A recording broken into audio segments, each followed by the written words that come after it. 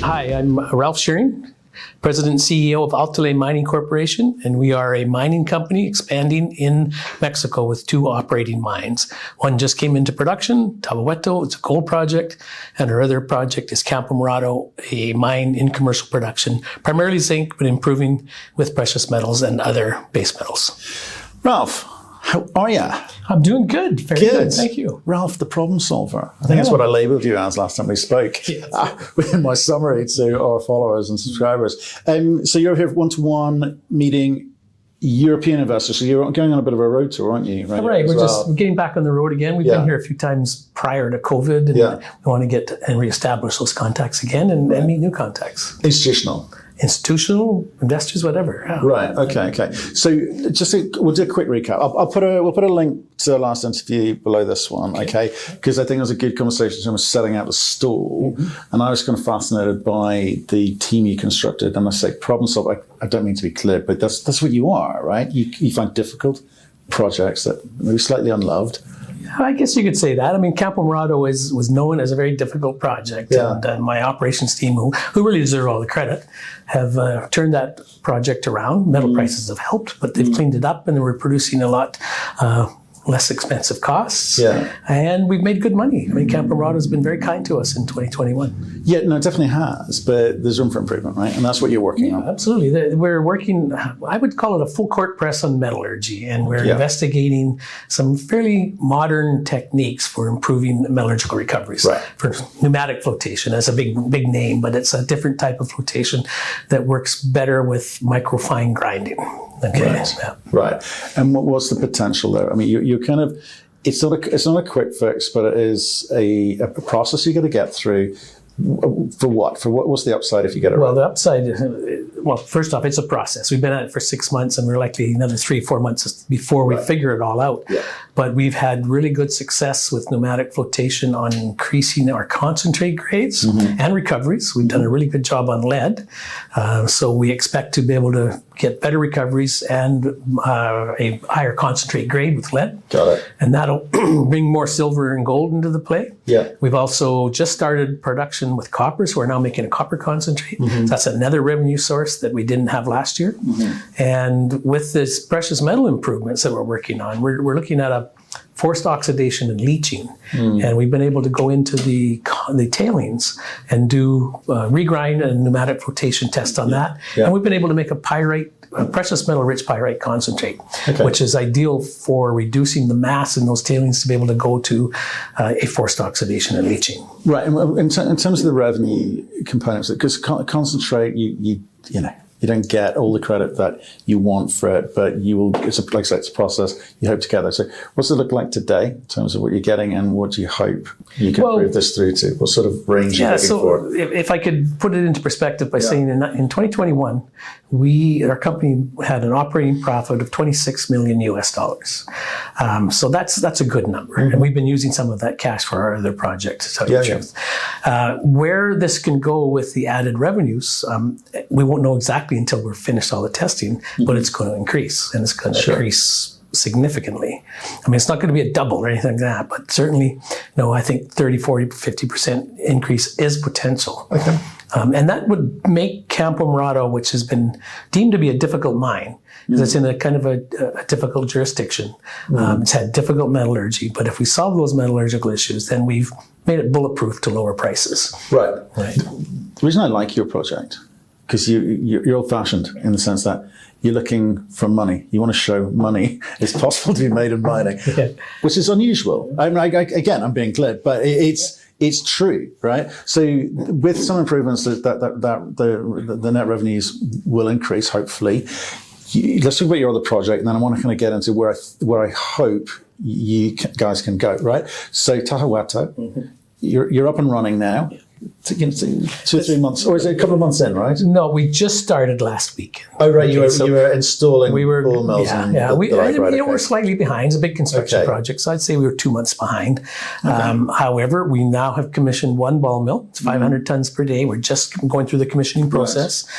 So we are producing a concentrate. We're starting off with a bulk concentrate for maybe 2-3 weeks, and then we'll start separating into a lead and zinc concentrate. So Tahuehueto is a really robust project. I mean, it's going to be producing producing at about $845 per gold equivalent ounce. Right. That's a good number. I mean, gold at $1,800, we're making a lot of money. Yeah. It's going to be a 1,000-ton-a-day operation. We're starting out half capacity. We're installing the second ball mill over the next quarter or so. So hopefully towards the end of this year, we'll be up to full capacity. Yeah. And it will produce about 25,000 ounces of gold. If you look at a gold equivalent basis, it's going to be about 45,000 ounces of gold. For the first 5 years, though. Yeah, on a ongoing basis. And so in the first 5 years, in our literature, it's 5 years because the mine plan shows that the grade's going down a little bit during that subsequent years. However, as soon as we get exploration going again, I can... You can backfill that. Yeah, very easily. Okay. The exploration potential at Tahuehueto is fantastic. And actually, it's just as good at Campo Morado as well. Right. Okay. So that would be a big money spinner for you too, right? Stating the obvious. Yeah. Okay. So, but there's kind of a little ramp up period to get to, what is it, 1,000 tons per day. Yeah. And what was that time frame? Towards the end of this year. We hope to have that second ball mill installed over the next quarter. So, sometime in Q4, we'll be scaling up, ramping up to 1,000 tons per day. Hope to be in commercial production early next year. Right. And the literature says this is an 11-year life of mine on reserves. A lot longer if you start. Without question. Right. And as an exploration geologist who's turned into a miner, I can have extremely good confidence that we will bring in new resources and reserves with drilling. Okay, we've now covered the ground in terms of what everyone already knows, but we're setting up for people new to the story. This is a bit of a conversation I actually want to have with you. Okay, you've got a little bit of debt in there at the moment, have you? Yep, we have $38 million of debt. Right. Now you're throwing off net income. I don't know what net profit looks like, but how quickly do you pay that down? Or do you leave it as is? I don't know what the facility is or how long it's for, but this is a market right for M&A, for people who can prove that they can show a route to market, produce and throw off cash. So what's the mentality internally? I know you just started. No, it's really, but it's really easy to sort of explain where I think we're going. Yeah. So we expect to pay all this debt back within 2 years. Okay. If need be. If we can restructure that debt, which we're seeking, trying to look for a restructuring that we could put it out for 5 years, that would free up immediate cash flow. And we could then commence exploration sooner than we could if we don't do that. Right. And then it's a question of expanding the projects we have, but also looking for additional acquisitions. So, we're Mexican operators. We're not afraid to get another Mexican project. And we're actually looking right now. And there's no reason why we couldn't get a project in a different jurisdiction as well. So we're going to be on an acquisition hunt early next year as the company gets its cash flows going, gets a better market cap. We can maybe use our equity to help acquire an asset and seeking out institutional support. Right. No, brilliant. That's all anyone would want to hear from you. Certainly shareholders, right? It obviously depends on the way where that jurisdictional risk element. If it's more Mexico, do you think the market look favorably? You say, we know Mexico makes sense to be here, or should we mitigate risk by going elsewhere? Well, I think there's arguments for both. And personally, I think we should find a project somewhere else than Mexico. Although I'm not afraid to find another project in Mexico. Right. And the reason to find somewhere else is that mitigate risk. Exactly that. We have a left-leaning president in Mexico right now who seems quite popular. He talks a lot about things he wants to do to the mining industry, never gets them passed through Congress. So, I don't see a huge risk there, but, we got to pay attention to it. So I'm not opposed to looking for assets in other jurisdictions. Yeah, I think it's an interesting conversation about South America and the socialist narrative, which is always there, but nothing actually happens. But recently in Chile, it's gone a little bit crazy. Isn't it crazy? I mean, Chile was a fantastic place for mining. In fact, it was the top of Latin America. Absolutely. And did very, very well because of that. Yeah. And now they're going the other way. So, I mean, it's the pendulum. It swings one way, swings back and forth. It's trying to find that happy medium where everybody's happy. Right. And so I think from that perspective, I just wonder what North American investors would prefer to do. And I think probably diversify risk. Probably diversify risk. Yeah. Okay. And being tier one, ranked Fraser Institute, ranked number one, whatever, wherever that is in the world, Australia, North America, Canada, US. You don't really mind. Okay, fine. Not another South American country. Well, if we were going to do that, we'd stay in Mexico. Yeah. Okay. But again, it depends on the project, right? So, Yeah.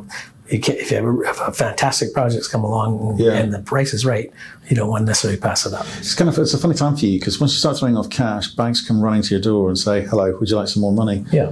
And that's where you can really start to grow when you get access to that capital. Right. And what's the capital look like? What type of money would they be offering? Well, there's a good question. You were having conversations.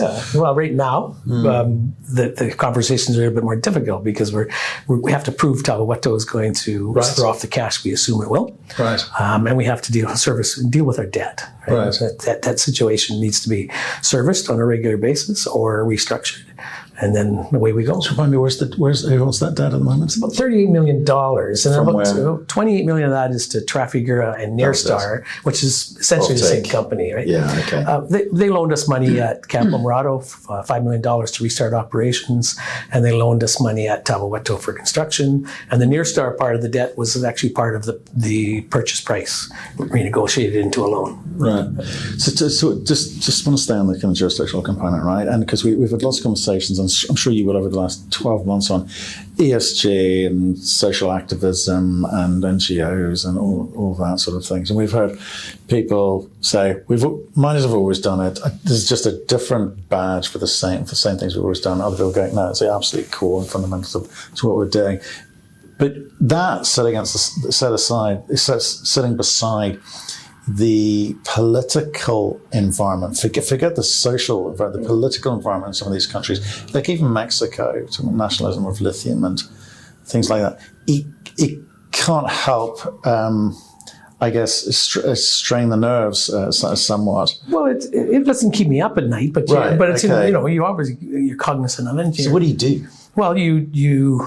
Well, for example, to mitigate some of our operating risk in Campo Morado, excuse me, we employ about 65% of our workforce is local people. Right. We have training programs, we bring them in. So that's the ESG component of it. We're looking at bringing in solar power to help our cost and be more green, all of that stuff. And then as far as the country risk goes, there is risk in any country you work in. Less in Canada, less in the US, Australia. But, we know how to operate in Mexico. We've got a very good operations team and they continue to move things forward.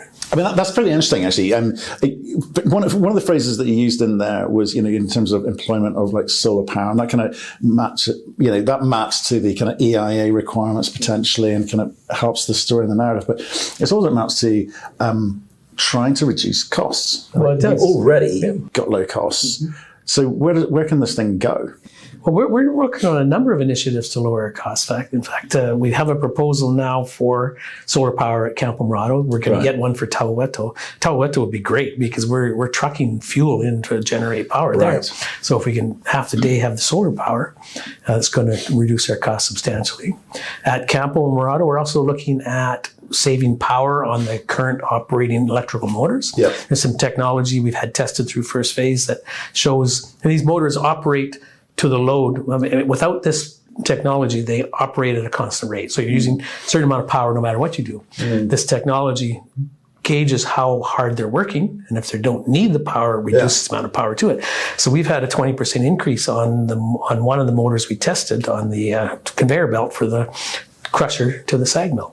So we're going to go to the next phase of that and try it on about 14 other motors. And if it all works, we'll install it and we'll save 15-20% energy cost right there. That's really interesting. I mean, because it can come back to my first point here about being slightly old-fashioned and focused on the money, right? And very quickly, right? You guys have done this really quickly. The projects themselves may have been around and various guys for longer, but you've kind of got to that point really quickly to prove to the market that you can do it and it's a viable business and it gives you options further down the line. But I'm just sort of intrigued as to what are the other kinds of options it gives you as a board?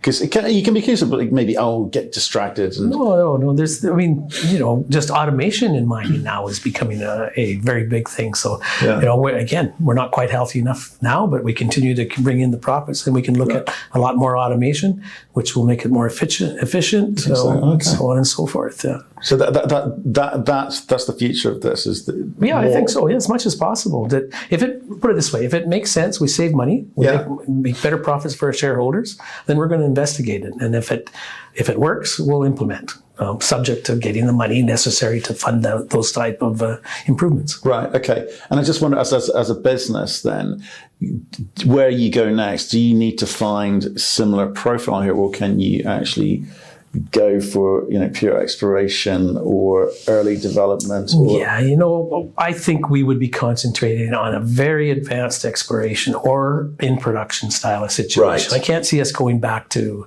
grassrootsy style of exploration right now. Right. So, I've been down that road. It took me a long time to get Tahuehueto up into production, and I in the future, long term, maybe, but not for the next 3 or 4 years. Right.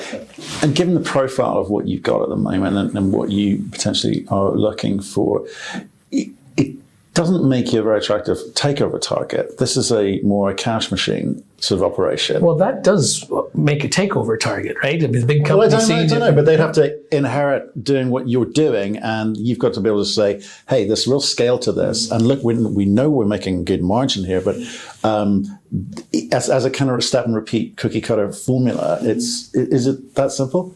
Well, that's a good question. It's not like an exploration play when you discover something big and a major will step in and take you. Right? Yeah. But by improving, like if we can show that we can improve the recoveries at Camp Morad, we can implement, and we start making a lot more money out of that, and we make it, as I say, bulletproof to lower metal prices. So in a lower metal price environment, because of all the improvements, we can still make money. Certainly there's a potential bigger company wants you. Now, whether we'll sell to them or not, it's up to the shareholders when it comes to that. What's your market cap, right? About 75 million. Right, okay. So there are much bigger companies who are development stories and far away from producing, who might like your cash profile. Right, so they might find you attractive. Yes, so that's possible. Well, if you wanted to do that, shareholders want to do that. Well, if your shareholders wanted to do that, okay. And whereas you have got to guide your shareholders and say, well, actually, no, let's make this defensible. We'll work out the smart thing to do with our money going forward. So the next decision you make is a really important one. Well, I think you're absolutely right. The board of directors will make decisions for the company in what direction we go. And the first thing is get ourselves healthy enough by bringing Tahuehueto on stream, improving Campo Morado. Sure. And then when the cash flows really ramp up, then we have optionality in which way we want to go. Right, but there's a short-term optionality, and then there's the take control of your destiny optionality, right? Yeah. What have you got stomach for? Well, long term. Okay. Look, I've been in this for a long, long time, and if not me, if someone else will step into my shoes and do the same thing.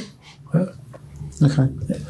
Yeah. Well, let's see how you get on between now and the end of the year. Thank you very much. Yeah. It's good to catch up with you, and I do like the story. So, stay in touch. Let us know, what's happening as it happens. My pleasure. Brilliant.